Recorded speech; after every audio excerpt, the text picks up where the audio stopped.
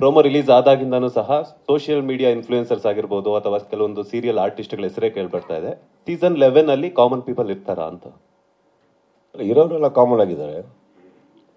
Common nothing, I don't no.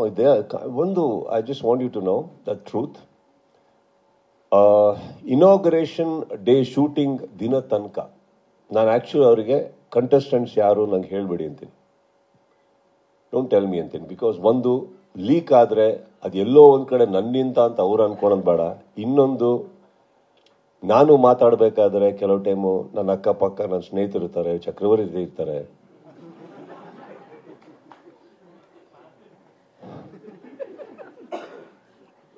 Sir ಏನು ಕೇಳಲ್ಲ sir.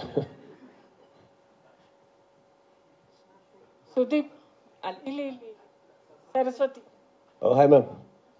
Big Boss season 11ಗೆ all the best. Thank you. ಒಂದೇ ಒಂದು ಕ್ವಶನ್ ಚಿಕ್ಕದು. ಸ್ವರ್ಗ ನರಕ ಈ ಕಾನ್ಸೆಪ್ಟ್ ತುಂಬ ಚೆನ್ನಾಗಿದೆ, ಬಟ್ ಸ್ವರ್ಗ ಹೇಗಿರುತ್ತೆ ನರಕ ಹೇಗಿರುತ್ತೆ ಒಂಚೂರು ಜಲ ಕೇಳ್ಬಿಟ್ರೆ. ಸ್ವರ್ಗದಲ್ಲಿ ಖಂಡಿತವಾಗ್ಲೂ ನರಕ ಕಾಣಿಸಲ್ಲ ಮ್ಯಾಮ್. ನರಕದಲ್ಲಿ ಹುಡುಕಿದ್ರು ಸ್ವರ್ಗ ಕಾಣಿಸಲ್ಲ.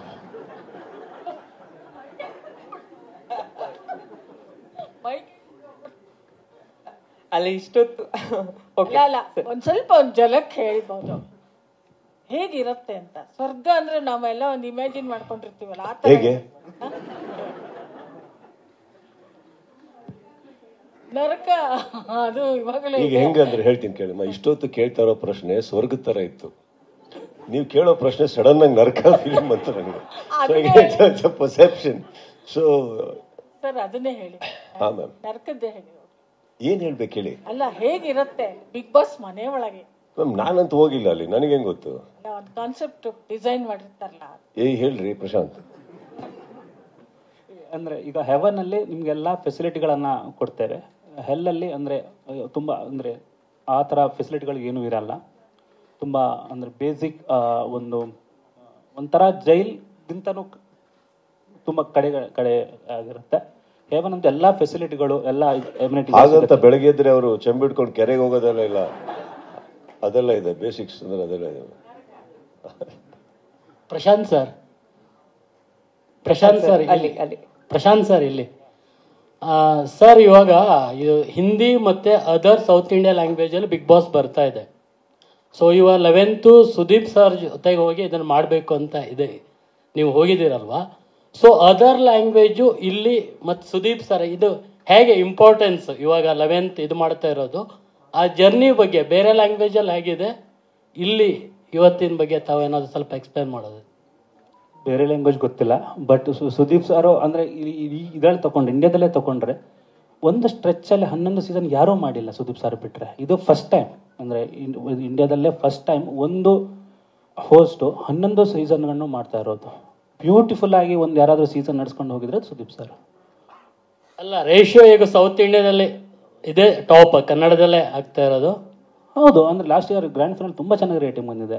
ಮತ್ತು ಅವ್ರು ಹೇಳ್ದಂಗೆ ರೀಜನಲ್ ಮಾರ್ಕೆಟಿಂದ ಮಾರ್ಕೆಟಿಗೆ ವೇರಿಯೇಷನ್ ಇರುತ್ತೆ. ಬಿಗ್ ಬಾಸ್ಗಳು ಮಾಡುವ ಪ್ಯಾಟರ್ನ್ ಇರ್ಬೋದು, ನಡೆಸ್ಕೊಡುವ ರೀತಿ ಇರ್ಬೋದು, ಮಾರ್ಕೆಟಿಂದ ಮಾರ್ಕೆಟ್ ಡಿಫ್ರೆನ್ಸ್ ಇದೆ.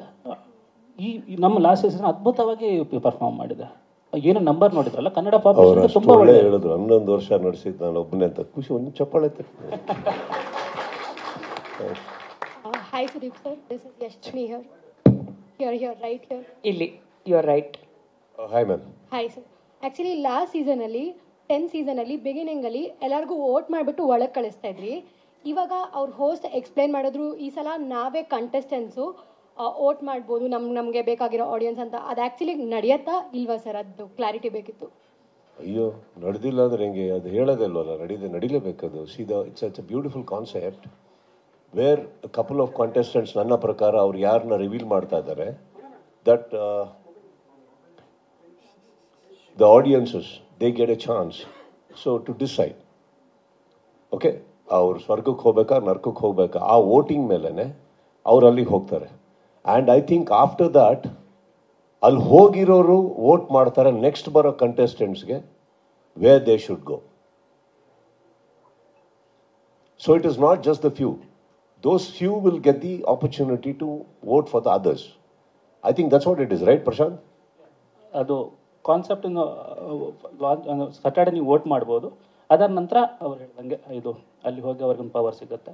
ಅದು ನೀವು ಸಂಡೇ ನೋಡಿ. ಬಟ್ ನಡೆಯುತ್ತದು ನೀವು ಹೇಳಿದ್ದು ಓಟ್ ಆಗುತ್ತೆ, ವೋಟಿಂಗ್ ಅಂತ ನಡೆಯುತ್ತೆ.